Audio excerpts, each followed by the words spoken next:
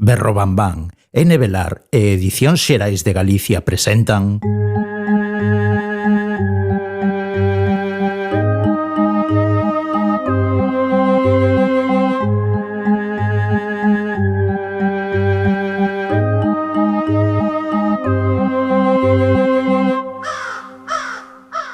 Trece avisos. Historias para escoitar pola noite.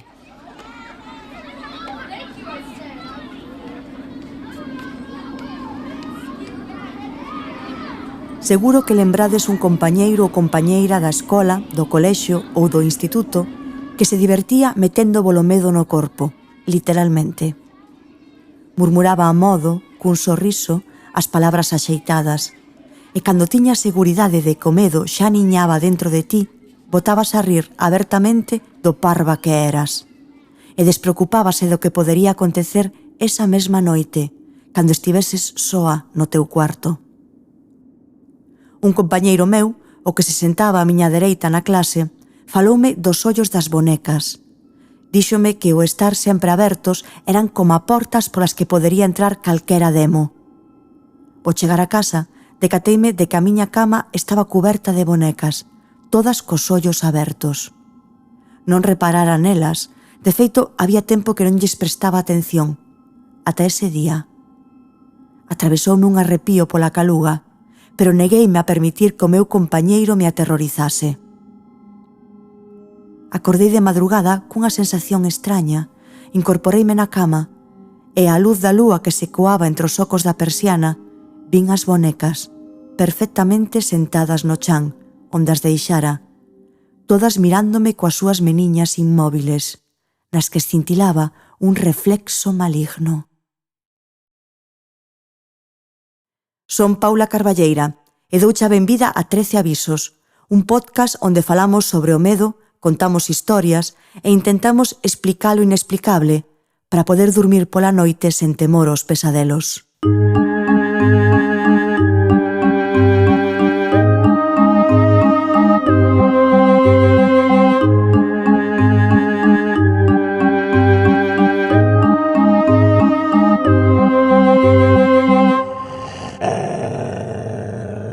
O agasallo.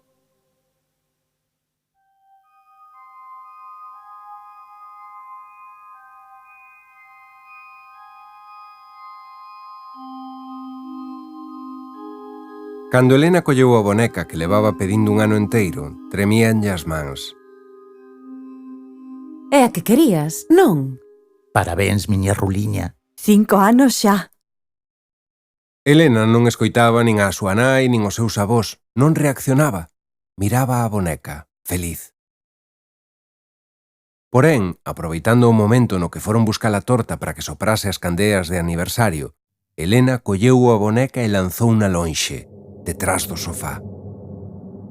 Onde está a boneca, Elena? Non sei. Seguro que quedou agochada entre tantos regalos. A nai buscou a boneca e atopouna. Toma, Elena. Coidá ben, que non foi fácil de conseguir. Esas bonecas valen un ollo da cara. Facíalle tanta ilusión. Despois da festa e de despedir os avós, a nai descubriu a boneca debaixo dun coxín. Elena, que fai a boneca co coxín enriba? Está dormindo. E non queres dormir ti con ela? Non. Veña, leva para a túa cama. Así non se sente soa. A boneca non se sente soa. A boneca é mala. Por que dis iso? Porque sí. A nai insistiu e puxo a boneca a carón de Elena, coa cabeciña apoiada na almofada. Elena afastouse. A mañá seguinte, a nai atopou a boneca no corredor. Que fai a boneca no corredor? Está castigada. Enfadaxeste con ela? Sí, é mala. A nai colleu a boneca, suspirou e levouna de volta ao cuarto de Elena. O día seguinte, era Elena quen estaba no corredor. Elena, dormiches no chan? Sí. A boneca botoume. Di que o cuarto é seu. As bonecas non falan. Eu escoitoa. Non inventes. Non invento nada. Unha tarde, Mentres Elena xogaba no xardín, a nai escoitou un son extraño ao pasar por diante do cuarto da nena, semellante a un zunido de abellas. Entrou no cuarto e o son parou. Todo estaba en orde, pero a nai tivo unha sensación desagradable ao mirar a boneca, ao mirar todas as bonecas que tiña Elena, como se a sorprendese tramando algo. Que parva. Son bonecas, nada máis. Pouco despois, ao agacharse para coller un xoguete ciscado no chan, a nai sentiu claramente unhas mans que a empuxaban e precipitouse escaleiras abaixo. Elena berrou e os veciños chamaron a ambulancia. Durante o tempo de convalecencia da nai, Elena quedou cos avós. A nai precisaba descanso. Rompera un brazo, o esquerdo, pero podía manexarse ben co outro. Ao pouco, Elena volveu, feliz de ver a súa nai cun sorriso na cara. Foi correndo cara ao seu cuarto. Mamá, onde están as bonecas? Tireinas no lixo. Xa és maior para bonecas, non che parece? As outras non eran malas, só a nova, Valeria. A nai subiulle un arrepío polas costas. Na súa familia contábase a historia dunha nena que vivira nesa casa. Unha nena que andaba sempre coa súa boneca. A nena era caprichosa.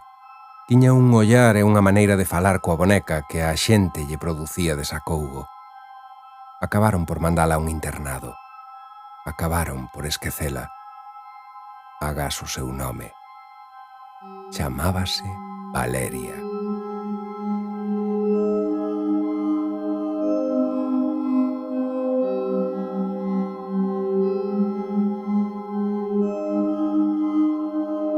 Non sei que pensades vós, pero eu estou convencida de que non hai unha idade para deixar de xogar coas bonecas.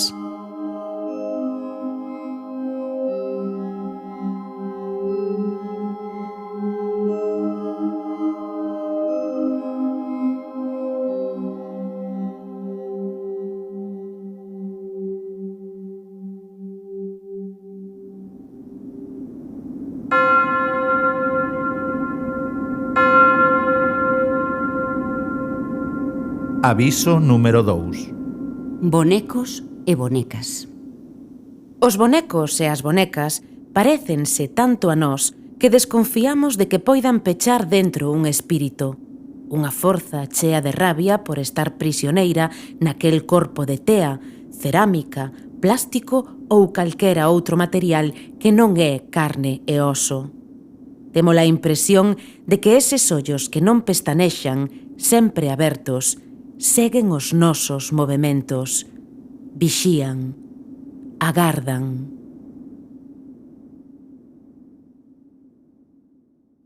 No cine de terror, o tema do boneco ou boneca diabólica dá moito de sí. Desde o famoso Chucky a Annabelle, Megan ou Billy, da saga Saw, pero tamén o Freddy de Historias para no dormir, a serie de Chicho Ibáñez Serrador. Os monicreques e o vodú contribúen a crear lendas a partir de presuntos casos reais como o do boneco Robert ou das bonecas Leta, Mandy ou Pupa, que se moven soas e seguen a xente coa mirada.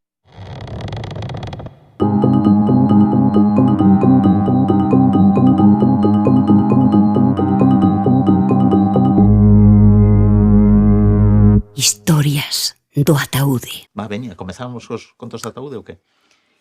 Pois imos alá, teño aquí o pequeno ataúde, o que me regalaron os nenos. A sección encanta. Eu quero abrilo. Deixasme Queres abrir o abrilo? ataúde? Sí. Con coidado. Espera, facemos un sí, efecto que é sonoro moi en directo de queres. Vale, espera, sí, veña, pois va. sí, guai. Que delicado. Veña.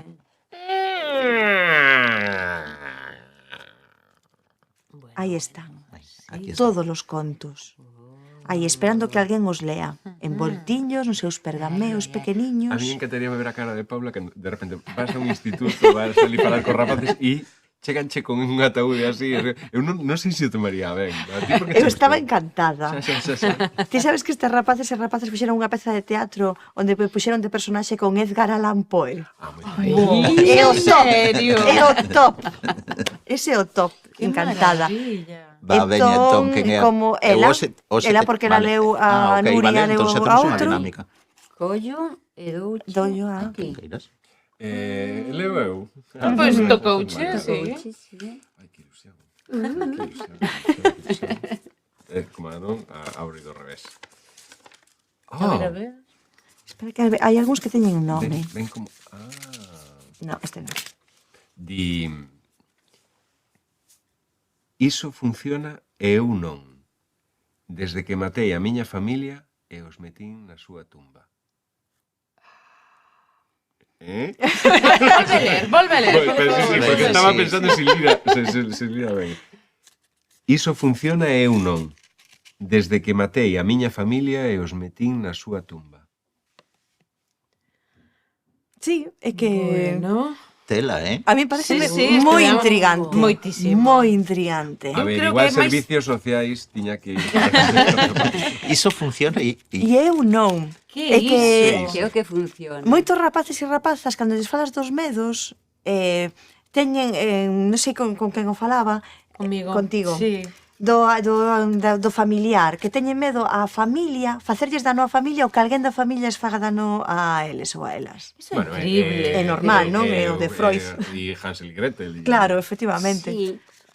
Sí, pero a mí chámame a atención O de sea, iso. iso, é dicir, é unha cousa Sí.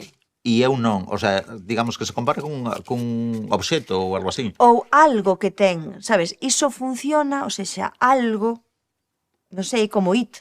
Sabes, a mí lembroume a... Ah, vale, Aí, vale. iso. Que ti tes aí Sí, sí, un... Teño que ver it. Un algo. Non que- vi. Non piches It, Non. Eu ni tampouco. liches o libro. Tes que ver. Solo para referencias. Para referencias así... Claro, porque estes nenos teñen moitas referencias de películas de Claro, terror e moita... claro. non? E moitas veces non é que as viran eles, ou elas, sino que contaron todo o mundo, está aí. Alguén viu It e xa empezou a contar e todo isto. Por iso de iso, porque aí tamén vouche facer un... Spoiler. A ver, a historia, creo, da antiga e tal, algo sei. Sí. Hai algo aí que adopta os terrores infantís. Sí. Parece que non nos impresionou moito de matar a familia. Estaba pensando niso agora, que decía, desde que matei a miña familia. Claro, todas estas cousas son cousas que eles teñen que inventar como... Sí.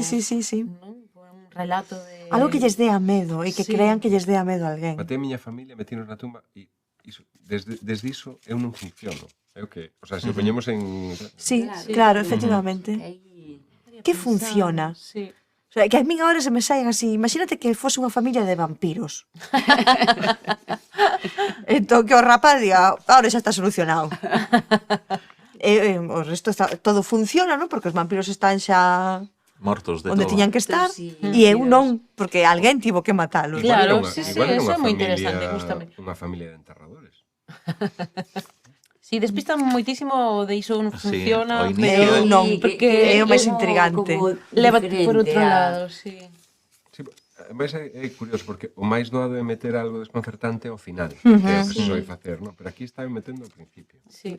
Pero bueno, claro, tamén é interesante pensar por que matou A familia, claro. Figuradamente. Sí. Ou Ou non. non. Sí, Pois pero igual por eso- eran uns bichos, o sea, a Claro. familia era uns seres aborrecibles. Efectivamente. Pois uns vampiros, sí, ou que sei, ou... Imagínate, non? Mira, ves, canto dá? 4 frases. Sí, bueno, lembrarlles que si queren compartir outras 4 frases, que era o que tiñan que facer. Pois tienen que contactar connosco, mandarnos as súas... Non son frases, realmente son pequenas historias Vale, que nos enchemos con a nosa imaginación, pero que as compartan polas redes, en Facebook ou en Instagram. E despois o sorteo, que despois miraremos a quen corresponde as historias Sí, para facer un sorteo, non? efectivamente. Podes explicarlo? Sí, enviar durante a semana, desde un capítulo a outro, desde a publicación do primeiro episodio ao segundo episodio, eles poden enviar, eles e elas poden enviar os seus microcontos ás redes, comentando en calquera dos posts. Os gañadores aquí. O sorteo facémolo nas redes. Correcto? Así quedou máis claro. Claro. Vai haber algún que mande por sinais de fume, xa verás.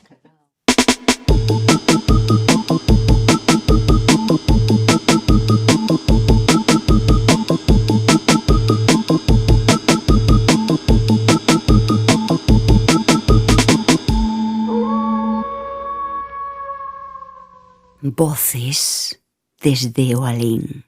Queremos escoitar esas voces que nos chegan desde diferentes lugares, voces de persoas que saben sobre o medo, sobre os medos, que os escriben, os debuxan, os contan, os imaxinan e os comparten. Persoas que para nós, de algún xeito, son unha referencia nestes eidos misteriosos nos que nos movemos. Hoxe en Voces desde o Alén entrevistamos a Érica Couto Ferreira. Ela é doutora en Historia e especialista en Historia Antiga e Asirioloxía. Acaba de publicar en Calandraca o libro Corpos, as outras vidas do cadáver. Un libro que, como ela mesma di, está cheo de anécdotas históricas e de casos curiosos arredor de eixos temáticos como os experimentos de conservación dos cadáveres ao longo da historia, a figura do verdugo como creador de cadáveres ou o fenómeno do vampirismo. É tamén autora da novela de terror El Metia e dos ensaios Infierno, El más allá en la Mesopotamia antigua e Infestación, unha historia cultural de las casas encantadas. Colabora ademais nos podcast Vaya barullo en Ismuth e Todo tranquilo en Dunwich. Sempre empezamos así esta entrevista cunha pregunta de medo individual. Si lembras a primeira vez, ou bueno, sí, a primeira lembranza que se che veña á cabeza de sentir medo. Non é que teña, a ver, non teño grabado na mente ese momento exacto no que sentín o medo por primeira vez, pero sí que me lembro do primeiro gran medo que tiven de pequena, que foi ademais un medo bastante duradeiro, bastante estendido no tempo, que foi o medo á escuridade. Eu fui unha desas nenas que para dormir pola noite precisaba ter unha luz prendida preto do cuarto. E miña nai sempre deixaba encendida pois a luz do corredor. Para min era, bueno, pois esa luz indicaba unha presencia que me gardaba, da que me podía fiar, era un punto de referencia e acompañoume durante bastantes anos. Non sei exactamente cantos anos tiña cando decidín que xa non me facía falta. Tamén decidino eu, ninguén me presionou para deixalo. Un día dixen a miña nai, podes apagar a luz que xa non me fai falta, non? Digamos que o medo curouse, eso non sei moi ben como, non? Pero si ese medo á escuridade acompañoume, pois iso, uns anos importantes durante a infancia. Claro, e ti crees que ese tipo de medos, non, o medo á escuridade, que é un medo común Sí. ao ser humano? Sí, a ver, eu creo que sí que hai uns medos comuns á humanidade, que son xerais, que son o medo á enfermidade, á dor, digamos que son, comuns ao xénero humano como animal, non? De algún xeito, pero despois eses medos xerais sí que se concretizan en medos comunitarios ou incluso individuais, dependendo das circunstancias de vida de cada comunidade ou de cada grupo humano. O ambiente no que vivimos determina en gran medida eses medos máis específicos a nivel cultural. Non é o mesmo vivir Cabo do Mar co medo de que, o mellor, pois, quen teña mariñeiros na familia sabe o que significa, non, temer que non volvan do mar, que o medo que poida ter unha comunidade nómada que vive no deserto ou os medos que un pode ter nunha gran cidade onde, pois cada vez que colles o mellor o transporte público de noite, pois non sabes o que che pode pasar, non? E creo que o medo acomúnanos de tal maneira que somos capaces de identificarnos incluso con medos culturalmente distintos porque sempre hai ese fío común de perder o que coñecemos, non? De que a orde na que vivimos, na que nos movemos, eses principios que sustentan o noso día a día, poidan cair, se poidan destruir por ameazas externas, non?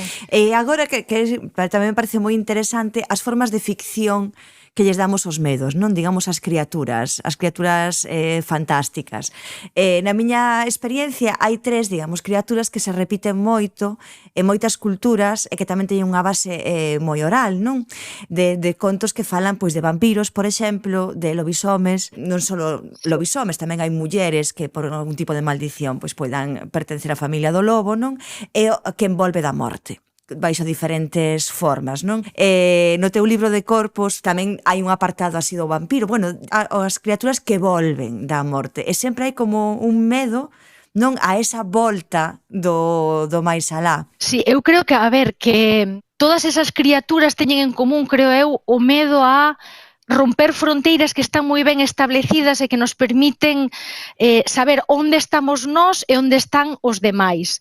Entón, o morto que vive, que regresa da tumba, o que está facendo é rompendo unha fronteira que en principio parece intransitable, que esa fronteira que separa os vivos dos mortos, non? Ese é un medo compartido porque, repito, eu creo que os grandes medos pasan por esa idea de un mundo que se rompe, un mundo de certezas que se destrúen, que can, e polo tanto, ao longo do tempo, digamos que os seres humanos tentamos atopar maneiras para manter esas fronteiras ben sólidas, non? Para evitar que as categorías se poidan mesturar. No caso, por exemplo, do lobisome ou dos cambiaformas en xeral, tamén o que se está presentando, non, con esa idea da transformación é a pérdida da propia identidade humana e a transformación nalgo que non é o que a nosa natureza humana en principio predispón, non? Entón, creo que en todos eses medos, en todas esas figuras monstruosas, co que se xoga ao final é con esa idea de disolución, de destrucción, de perda do que coñecemos, de transformación nalgo que non podemos controlar, que nos resulta descoñecido. Creo que por aí poderían ir as Sí, as totalmente, cousas, non? totalmente. E no teu caso específico, como tamén tes esa faceta de creadora, xa non só de ensayista, non? Ainda que para min ás veces se entrecruzan as dúas cousas porque é unha delicia ler os teus textos máis ensayísticos, non? Porque tamén hai esa intención de cautivar a persoa que lee, non? Non sei se as túas influencias, digamos, pasan por autores clásicos como Lovecraft, por exemplo, non? Sí. De feito, Lovecraft ten un estudo tamén sobre o medo. Sí, que ademais é un ensaio que se lé moi ben, que eu recomendo yo a calquera persoa que está mínimamente interesado na literatura fantástica e de terror porque recolle moitísimos nomes de autores e de autoras clásicas e expón os relatos que para el son os mellores expoñentes do terror, non? Entón, para quen queira iniciarse ou queira profundizar un pouquiño máis, é unha guía de lectura perfecta. Ademais, é un texto moi breve, en canto un pouco as miñas referencias literarias, influencias, hai unha parte que beben da literatura oral e dos contos que se contaban na miña casa, que contaban aboas, bisaboas, veciños, tíos sobre aparecidos, premonicións de morte, embruxados, mesturado con exemplos de relixiosidade popular. Iso, digamos, que forma todo un sustrato sobre o que despois se asentaron esas referencias un pouco máis literarias, máis que pasan máis polo libro impreso, non? E por aquilo que identificamos como literatura, non? Que sempre é texto escrito de algún xeito.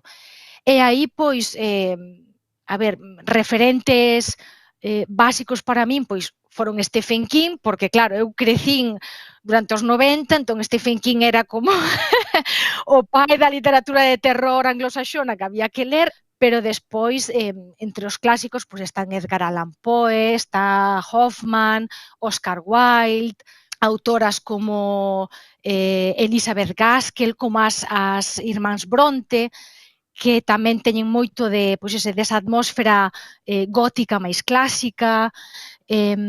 Posteriormente, pois, Shirley Jackson, por exemplo, é unha autora que me gusta moito, alemáns pois, como Evers, como Strobel, pois Jan Rey, etcétera, etcétera.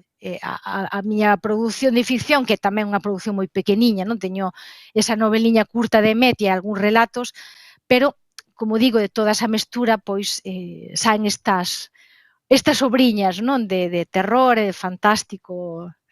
Ti crees que agora é o momento do podcast? Non sei, como unha redescuberta do universo da radio, dos podcasts, do son, Eu creo non? que sí. A ver, tamén é certo que eu crecín coa radio, porque digamos que na aldea non nos anos 80, a principios dos 90, a oferta cultural que un tiña era limitadísima.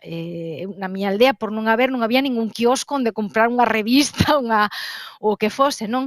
Entón, a radio, para min, a nivel formativo foi moi importante, porque descubrín moitísimos grupos de música, por exemplo, de música independente, eu escoitaba moito Radio 3, escoitaba programas tamén de corte esotérico, de misterio, Espacio en Blanco, por exemplo, durante os veráns. E para min, pois iso, a radio sempre foi unha parte moi importante a nivel formativo, non? E por iso chamame a atención que, pois iso, 30 anos despois, o público estea redescubrindo pois os audiolibros, os podcasts, a radio. Creo que é un bo momento e creo que tamén é positivo que nun mundo no que estamos sempre pois vendo vídeos de 30 segundos de xente, pois non sei, facendo parvadas ou de gatiños vestidos con tutús e tal, pois que alguén ou que moitas persoas decidan pois pasar unha hora e media ou media hora pois escoitando algo moi específico sobre unha análise dun filme, por exemplo, ou sobre unha análise dun libro ou unha análise da actualidade. Nós, cando empezamos o noso podcast, que é un podcast moi pequeniño que se chama Todo tranquilo en Dunwich, onde falamos sobre todo de literatura fantástica, empezamos no 2016, cando non se facían tantos podcasts, e fixémolo por gusto e por prazer, e facémolo aínda por gusto e por prazer. Para min é unha satisfacción ver que nestes 6-7 anos pois o podcast convertiuse en algo revolucionario, sendo unha cousa moi clásica, non? Moi de toda a vida, porque non realmente cambiou pouco respecto á radio de hai 30 anos. Sí, sí que ten moito sentido, non? Que xusto nesta sociedade onde todo é pantalla, ter a xente que te fale a ti, ter lugares onde pois as túas inquedanzas teñan un oco, é moi importante, non? E se nos podías contar algo que che acontecera, algo que che deixara así co corpo un poquiño intranquilo, algo real, non conto, non? Como se adoita de decir, isto non é un conto. Pois sí, a ver, o que vou contar é unha anécdota moi pequeniña, pero que eu creo que fala dun medo moi grande. Foi algo que me aconteceu, pois creo que hai cousa de 4 anos, co meu fillo, cando o meu fillo tiña como uns 5 anos, saímos a dar un paseo aquí polo pobo onde vivimos, que está pois, no curuto dunha colina, que está coroado por un castelo. E fomos dar un paseo, íamos cara, pois iso, costa arriba, cara ao castelo, non? E chegamos a unha bifurcación e meu fillo díxome: mamá, mira, ti vai por ese camiño e vou por este outro e a ver quen chega antes. Arriba, nada, eran 100 metros. Vale, dixen, moi ben, veña. Subimos, e eu cando cheguei arriba non vin ao meu fillo. Esperei, agardei por el e non aparecía. Eu non o escoitaba, había un silencio absoluto. Obviamente era unha zona pois, con casas, algúns garaxes, algúns xardíns con valados altos, pero non se escoitaba absolutamente nada. Claro, nese momento de espera, o que se abre é un inferno de posibilidades, porque neses 100 metros o que pensas como nai é que lle puido pasar calquera cousa. É unha situación, ademais, que te obriga a imaginar un mundo e unha vida no que o teu fillo non existe, porque neses 2 minutos, 3 minutos, 5 minutos que estás esperando, o que ves é un mundo no que teu fillo deixou de existir. Ese minuto foi un abismo absoluto, non? E de feito, digamos que os meus peores medos naceron coa maternidade.